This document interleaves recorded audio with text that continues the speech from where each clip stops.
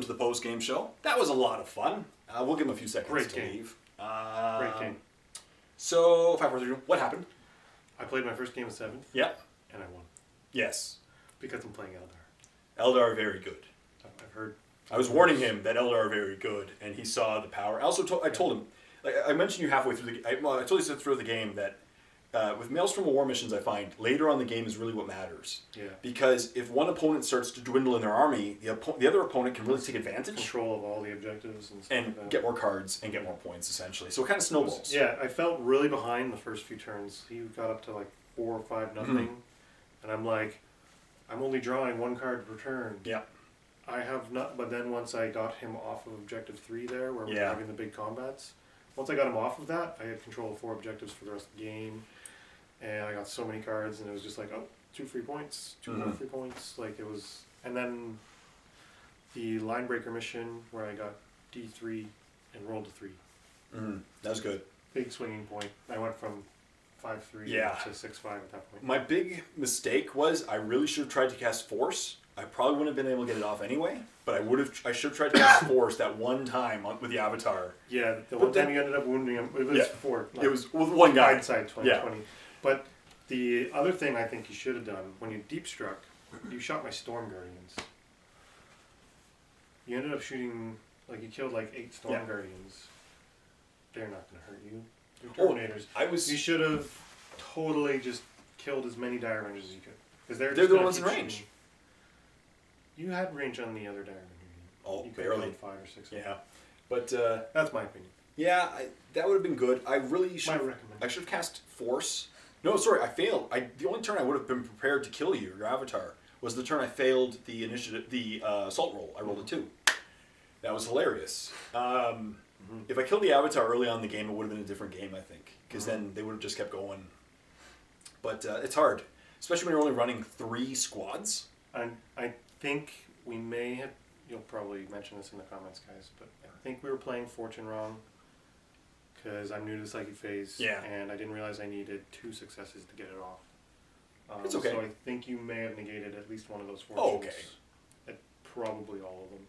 Yeah. No, the last one got off. Yeah.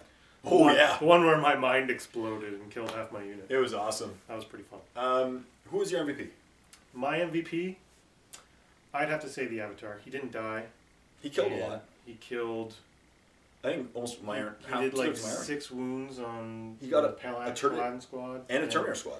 And he pretty much killed the other Terminator squad. So yeah. My rolling was hilarious today. So, yeah, I'd have to say him. Yeah. My rolling was hilarious. Like, I'd either fail, like, early in the game where I failed rolling was hilarious early. Yeah. And then it just... I failed 4 straight armor saves with Feel No Pain on Terminators. I was like, okay.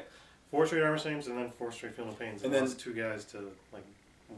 The biggest fault at the end was when I failed 5 out of 6 dice for my deep striking psychic power. He had a shot at coming back. If he was going to come deep strike back on my objective 6, I think it is. With 2 guys and just shoot them. The ones where my Dire Rangers were on my zone. Yeah. He was going to shoot them and hopefully cause a morale check and have them fall back, and then they would have scored that. They would have scored that objective.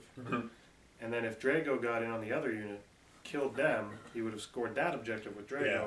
So he would have scored 2 points, and I would have lost 2 cards in 2 worth of income on the next turn. And then it would have been much closer. It would have been like 7-7 probably at the end, because I had a line breaker, so I would have had 7 at the end. Yeah, and then if we went further, we'll have to see. But it's just, it was a good game. I knew that I was holding on the entire game because Grey Knights are not a good matchup against Eldar.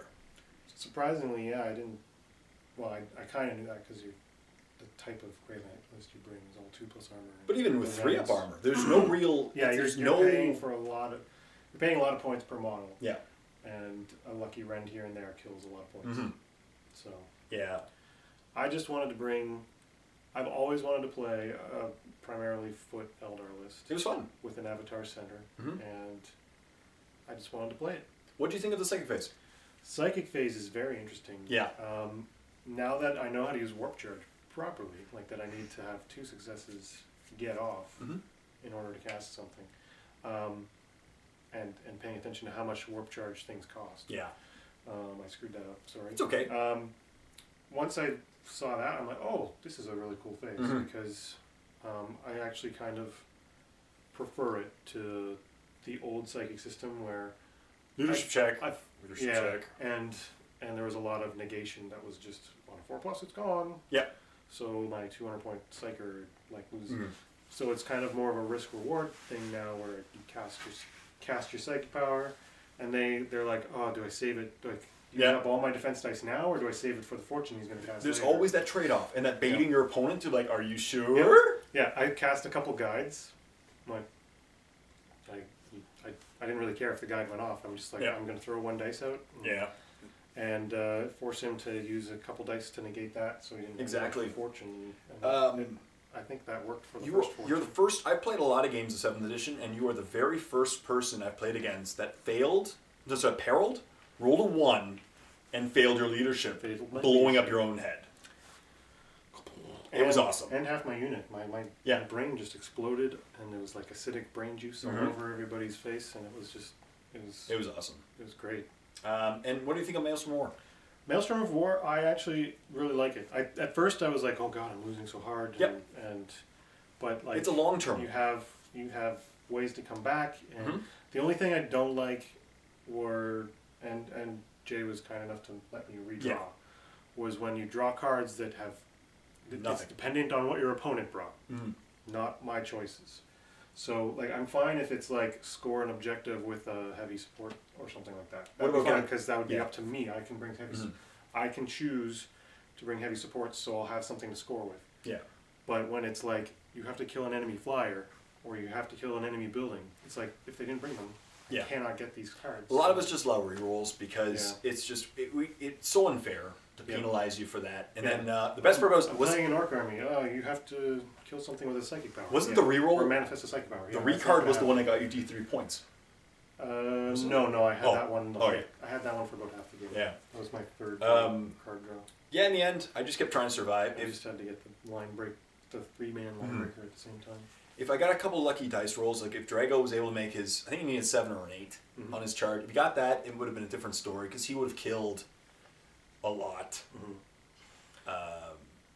He would have wiped out that or most of that squad. I was a little disappointed with my Wraith Knight at first, but then he took out the Land Raider at the end of the game. So. It was good.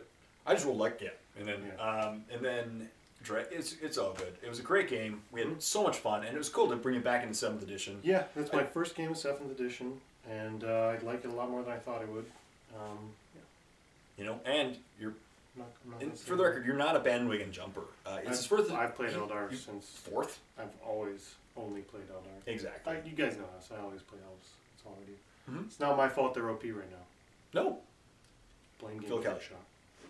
Phil Kelly. Yeah. Why did you give Rending to everybody? Just everyone. Just Dire Avengers would have been fine. Yeah. But giving all the Shurikens Rending is like, okay. Yeah, and it's just so powerful. Like I have Rending Shuriken pistols on my on my Storm Guardians. Like they still have a chance to kill Terminator. Eldar versus Eldar are hilarious because like Wraith versus Wraith, they're just killing each other because who cares? I have toughness 8. You're wounding on a 6 anyway. Yeah. Yeah. So we really hope you guys enjoyed this one. It was a really close one. I think you took it turn 4. It was the bottom of 5. Well, I took the lead bottom of 4. And then and then ended up solidified it turn 5. You conceded on bottom of 5. It was okay because you were down by 5 points or something. 4 would have been. Yeah, it would have been 4. But there's no way for me to get it. Yeah. 10. Oh, maybe. Yeah.